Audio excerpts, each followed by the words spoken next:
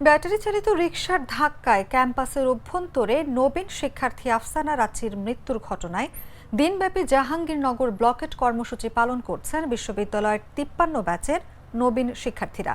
আজ বুধবার সকালে বিশ্ববিদ্যালয়ের প্রধান ফটকে তালা দিয়ে সেখানে অবস্থান কর্মসূচি পালন করেন বিশ্ববিদ্যালয়ের শিক্ষার্থীরা।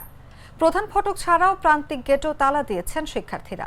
এতে বিশ্ববিদ্যালয়ের ফটকগুলো দিয়ে সকল ধরনের যান চলাচল বন্ধ রয়েছে। বিশ্ববিদ্যালয়ের প্রান্তিক গেটে দায়িত্বরত গার্ড পারভেজ জানান, সকালে এসে শিক্ষার্থীরা গেটে তালা মেরে দিয়ে গেছে। সকাল থেকেই আমরা কোনো যানবাহন বিশ্ববিদ্যালয়ের মধ্যে ঢুকতে দিইনি।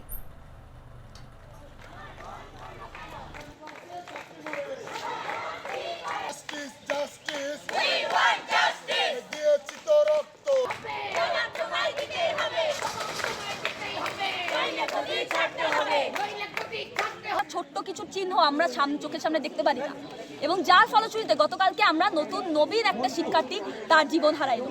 নতুন কলার মতো একটা জায়গার সামনে সে তার জীবনটা হারাইছে। যে গাছটার সাথে ধাক্কা লাগছে, আপনার গাছটা দেখতে নেবে, গাছটা ছাল উঠে গেছে। একটা মানুষ কতটা জোরে আঘাত পাততে পারে, কতটা চাপা লাগতে পারে, এখানে গাছের ছাল উঠেছে।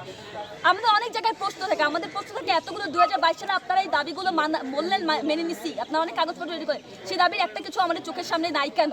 একটা অটোরিকশারও প্রপারলি রেজিস্টার্ড না কেন? কেন হচ্ছে আমাদের চোখের সামনে কেন বেস্ট পর আমরা অটোরিকশা দেখতে পাই না? 4টা মাত্র দাবি ছিল, সে কোথায় সেইগুলোর কি? আগামীতে যাতে কোনো আমাদের আর কোনো বোন বা ভাই মারা না যায়, আর কোনো রাত্রে যাতে মারা না যায়, এই জন্য আমরা আন্দোলন করলাম। আজকে ব্লকের কর্মসূচি ছিল আমাদের।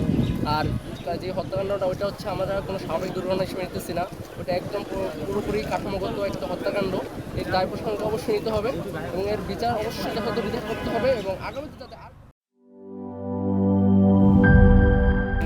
স্যার, আমাদের নতুন প্রোডাক্ট সিক্সার্স দেখতে তো ভালো, খেতেও ভালো। তুমি একটু বেশিই বলো। জানি স্যার, বিশ্বাস করবেন না, তাই সুপার প্রমোশন ক্যামেরা নিয়ে এসেছি। দেখেন স্যার, চকলেট পিনাট ক্যারামেল ও নোগাটের দারুণ কম্বিনেশন এলো সিক্সার্স চকলেট কোটেড বার। পুরোটা এনার্জি।